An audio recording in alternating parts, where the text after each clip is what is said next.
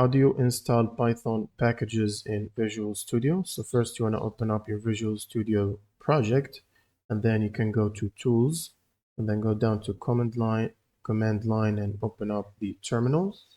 And once the terminal loads, you can run your normal Python commands, for example, pip space install, and then the package name, for example, discord.py.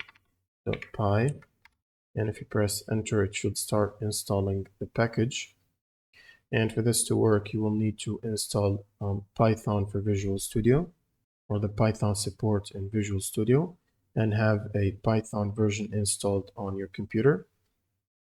So first you want to go to the python.org website and then go to downloads and then download the version that you need to use. And once you do that, you can close Visual Studio and open up the menu here and type Visual Studio installer and then click on it to open up the installer.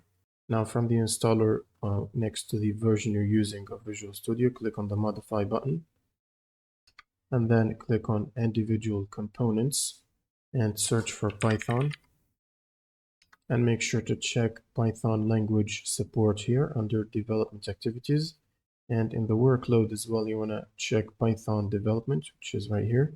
Then click on modify to start installing the required components and workloads, and once it's done you can launch your Visual Studio and start using Python. That's pretty much it for this video. If you have any questions, leave them in the comments below, and see you on the next one.